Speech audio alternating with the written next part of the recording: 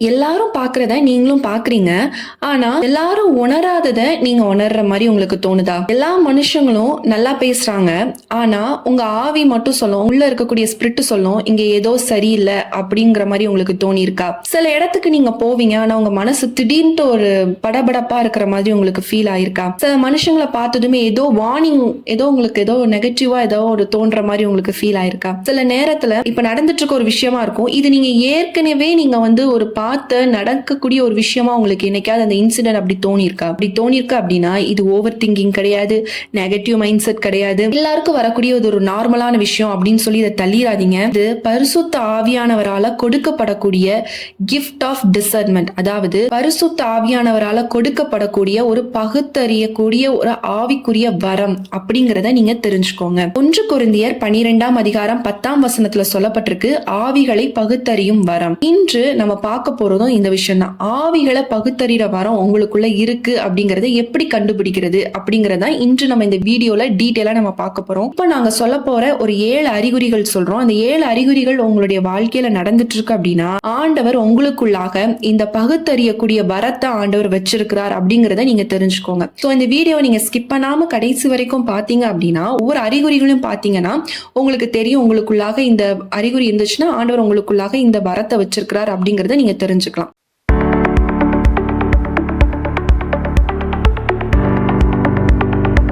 First sign அப்படின்னு பாத்தீங்க அப்படின்னா, அவங்க பேசுறதை விட அவங்க உள்ளத்துல என்ன விஷயம் இருக்கு அப்படிங்கறது உங்களால ஐடென்டிஃபை பண்ணிக்க முடியும். 1 சாமுவேல் 16ஆம் அதிகாரம் 7ஆம் வசனத்துல சொல்லப்பட்டிருக்கு, மனுஷன் என்ன பார்ப்பான்? முகத்தை பார்ப்பான். ஆனா தேவனும் என்ன பார்க்கிறார்? இருதயத்தை பார்க்கிறார் அப்படின்னு சொல்லி நம்மளுக்கு அங்க வேதத்துல சொல்லப்பட்டிருக்கு. சில மனுஷங்க வெளியே நல்ல பரிசுத்தமா இருக்கிற மாதிரி இருக்கும், நல்ல சிரிச்சு பேசுறவங்களா இருக்கிற மாதிரி இருக்கும். ஆனா அவங்க இருதயத்துக்குள்ள ஏதோ ஒரு விஷயத்த வச்சு அவங்க நம்மகிட்ட பேசுறத நம்மளால உணர்ந்துக்க முடியும். உங்களுக்குள்ளாக ஆவிக்குரிய வரம் இருந்துச்சு அப்படின்னா அவங்க உள்ளத்துல என்ன நினைக்கிறாங்க அப்படிங்கறத உங்களால ஃபீல் பண்ண முடியும். இப்போ அவங்க வந்து சிரிச்சிட்டு இருக்காங்கன்னு வச்சுக்கோங்களேன், ஆனா அவங்க உள்ளத்துல அவங்க ரொம்ப காயப்பட்டுட்டு இருக்காங்க அப்படிங்கறத உங்களால உணர முடியும். என்னோட அம்மா வந்து கால்ஸ் எல்லாம் அவங்க தான் வந்து ஹேண்டில் பண்றாங்க.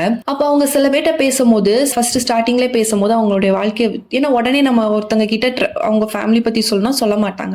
அப்போ வந்து பேசும்பொழுது நல்லா பேசுவாங்க. அப்போ இவங்க கிட்ட கேட்பாங்க, என்ன பிரச்சனைமா, என்ன ஏது, உங்களுக்குள்ள ஏதோ ஒரு இன்னும் ஏதோ ஒரு கவலை இருந்துகிட்டே இருக்க மாதிரி இருக்கே அப்படின்னு சொல்லி கேட்கும் பொழுது அவங்க சொல்லுவாங்க. அப்போ என்னன்னா அவங்க வந்து வெளியே வந்து சிரிச்சு பேசுவாங்க, ஆனா உள்ளத்துக்குள்ள அவங்களுக்குள்ள ஏதோ ஒரு காயம் இருக்கிறத ஐடென்டிஃபை பண்ணிக்க முடியும். எப்படி ஐடென்டிஃபை பண்ணிக்க முடியும்னா, உங்களுக்குள்ள இந்த பகுத்தறிகிற வரம் இருந்துச்சு அப்படின்னா நீங்க ஈஸியா ஐடென்டிஃபை பண்ணுவீங்க. இவங்க வெளியே சிரிச்சாங்க, இவங்க உள்ளுக்குள்ள ஏதோ வேதனை அவங்கள நொறுக்கிட்டு இருக்கு, அது என்ன நம்ம தெரிஞ்சு அதுக்காக ஜெபம் பண்ணலாம்னு சொல்லி உள்ளத்துக்குள்ள என்ன இருக்குங்கிறத அறிகிற ஒரு நபராக நீங்க என்ன பண்ணுவீங்க அப்படின்னா காணப்படுவீங்க அப்படிங்கறத தெரிஞ்சுக்கோங்க. 2வது ஒரு சைன் பாத்தீங்க அப்படின்னா, சில இடங்கள்ல நீங்க போனீங்கன்னா உங்களுடைய ஸ்பிரிட் உங்களுக்குள்ளாக இருக்கக்கூடிய ஆவி என்ன ஆகும் அப்படின்னா ரொம்ப வெயிட்டா இருக்கிற மாதிரி நீங்க ஃபீல் பண்ணுவீங்க. ரொம்ப பதட்டமாகற மாதிரியோ ரொம்ப வெயிட்டா இருக்கும், கனத்து போகிற மாதிரி உங்களுடைய ஆவி வந்து கனத்து போகிறத நீங்க வந்து உணர்வீங்க.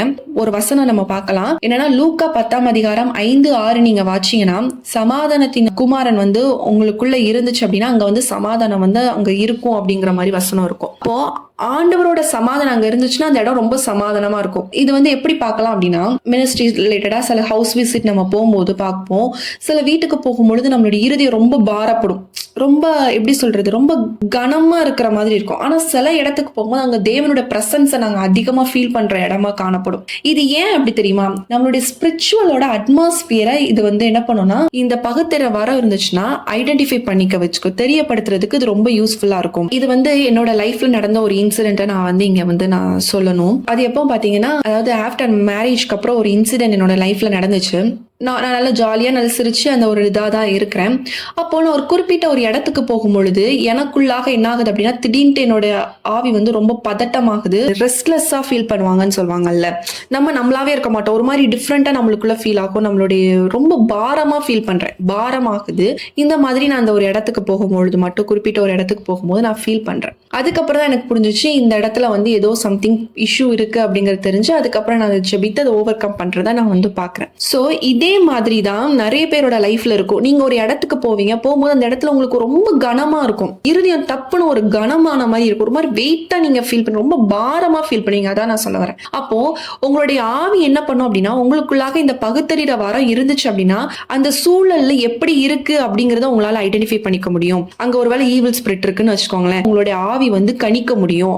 அந்த உங்களுக்குள்ள அந்த வரம் இருந்துச்சு அப்படின்னா நீங்க அதை வந்து கணிக்க முடியும் அப்படிங்கறத நீங்க தெரிஞ்சுக்கோங்க. மூணாவதா ஒரு விஷயம் பாத்தீங்க அப்படின்னா, ஒரு விஷயம் நடக்க போறதுன்னா, ஒரு கெட்ட விஷயமோ ஏதோ ஒரு விஷயம் நடக்க போதுன்னா உங்களுக்கு முன்னாகவே ஆண்டவர் ஒரு சிக்னல் மாதிரி கொடுப்பார். இந்த பகுத்தறிற வரம் இருந்துச்சு அப்படின்னா ஒரு விஷயம் நடக்க போறதுக்கு முன்பாகவே ஆண்டவர் உங்களுக்குள்ளாக ஒரு உணர்வை வந்து ஆண்டவர் கொடுப்பார். இப்போ அப்போஸ்தலர் 27 அதிகாரம் 10 பாத்தீங்க அப்படின்னா பவுல் வந்து சொல்றாரு, இந்த பயணம் வந்து நம்மளுக்கு நஷ்டத்தையும் அதிக வேதனையும் தான் உண்டாகும் அப்படிங்கறத நான் காண்கிறேன் அப்படின்னு சொல்லுவார்.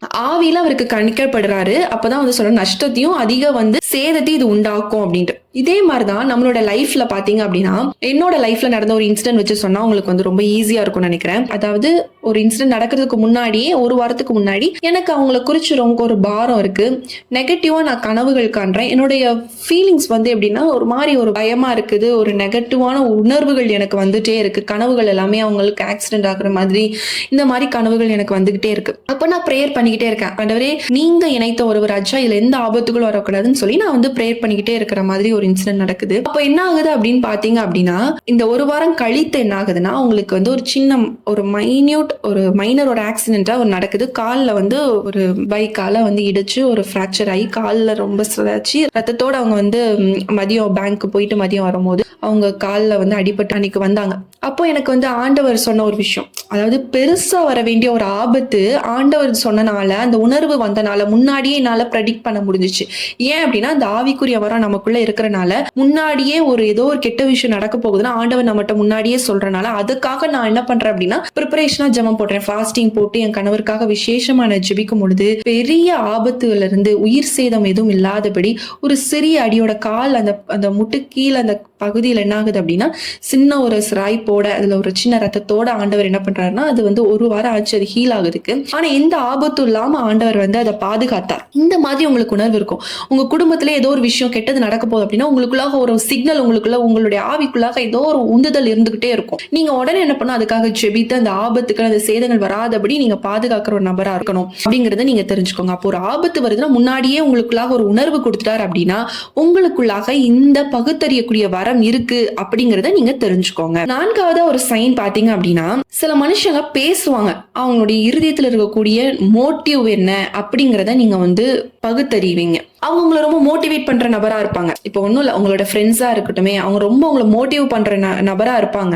ஆனா அவங்க உள்ளாந்திரியம் வேற மாதிரி இருக்கும். நீங்க கீழே விழணும்னு நினைக்கிற ஒரு நபரா கூட அவங்க இருப்பாங்க. அதை நீங்க ஈஸியா ஐடென்டிஃபை பண்ணுவீங்க. அவங்க உள்ளத்துல என்ன இருக்கோ அதை நீங்க ஐடென்டிஃபை பண்ணக்கூடிய ஒரு நபராக நீங்க காணப்படுவீங்க அப்படிங்கறத நீங்க தெரிஞ்சுக்கோங்க.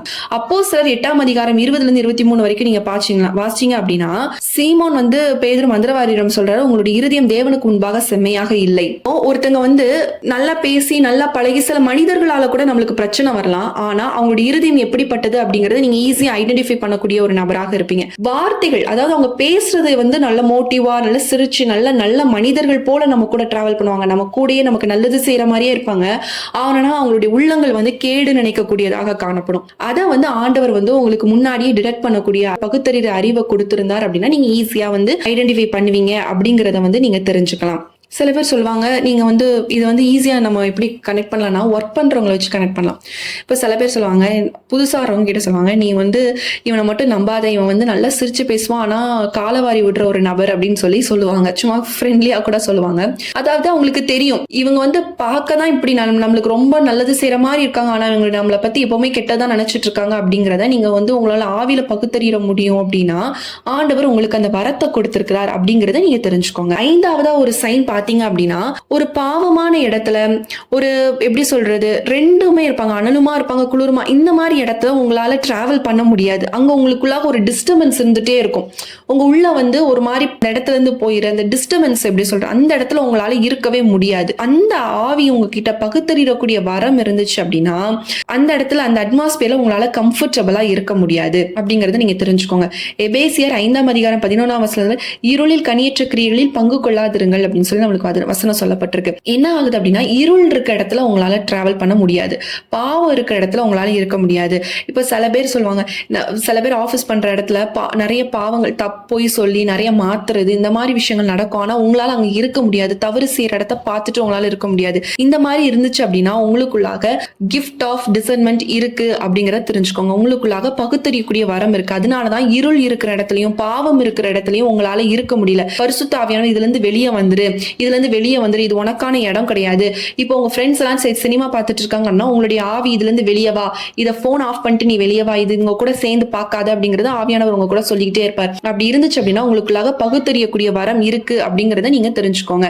6th சைனா பாத்தீங்க அப்படின்னா, அதாவது நீங்க ஜெபிக்க ஆரம்பிச்சோன்னா நிறைய மறைக்கப்பட்ட விஷயங்கள் உங்களுக்கு வெளிப்பட ஆரம்பிக்கும். நீங்க தானியேல் 2ஆம் அதிகாரம் 22ஆம் வசனத்துல பாத்தீங்க அப்படின்னா ஆழமான மறைப்பொருட்களையும் வெளிப்படுத்துகிறார் அப்படின்னு சொல்லி பாக்குறோம். மறைப்பொருளை ஆண்டவர் உங்களுக்கு வெளிப்படுத்த ஆரம்பிப்பார். சில காரியங்கள் வேதத்தை குறிச்சா இருக்கலாம், சில மறைக்கப்பட்ட காரியங்கள் உங்களுடைய குடும்பத்தை குறிச்சு மறைக்கப்பட்ட விஷயங்களா இருக்கலாம், பின்னாடி செயல்படக்கூடிய காரியங்களா இருக்கலாம், உங்களுடைய குடும்பத்துக்கு விரோதமா செயல்படக்கூடிய கிரியைகளா இருக்கலாம். இது எல்லாமே என்ன பண்ணுவார், ஆண்டவர் உங்ககிட்ட வெளிப்படுத்த ஆரம்பிப்பார். ரெவலேஷன் உங்களுக்குள்ளாக அதிகமா நடக்க ஆரம்பிக்கும். ஒரு பிரச்சனை கண்டினியூஸா வந்துட்டு இருக்கு அப்படின்னா ஆண்டவர் அதோட ரூட் எங்க இருக்கு, இதோட வேர் எங்க இருக்கு அப்படிங்கறத ஆண்டவர் காமிப்பார்.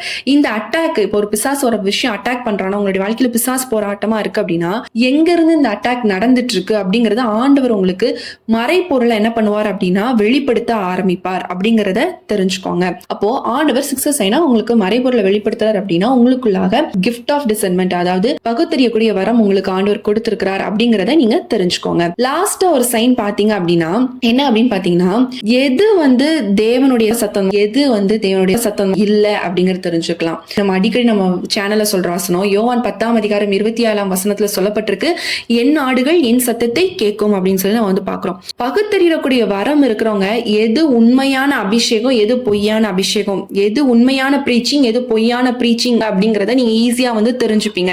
எது தேவனுடைய பிரசனம், எது ஒளியின் தூதனுடைய கிரியை அப்படிங்கறத நீங்க ஈஸியா தெரிஞ்சுப்பீங்க. சில பேர் கன்ஃபியூஸ் ஆகுறது இங்கதான், இது ஆண்டவரோட சத்தமா இல்லாட்டி இது ஆண்டவரோட சத்தமா. நிறைய பேர் இந்த டிராப்ல மாட்டிக்கிறோம், கள்ள போதனைகள்ல நம்ம மாட்டிக்கிறோம். மனுஷங்க சொல்ற விஷயங்கள் வச்சு இதுதான் ஆண்டவர் பேசுறாருல, ஆண்டவர் பேசுற மாதிரியே மனுஷங்களும் நாட்கள்ல நல்லா மாடுலேட் பண்ணி மேனிபுலேட் பண்ணி இந்த மாதிரி விஷயங்கள் நடந்துட்டு இருக்கு.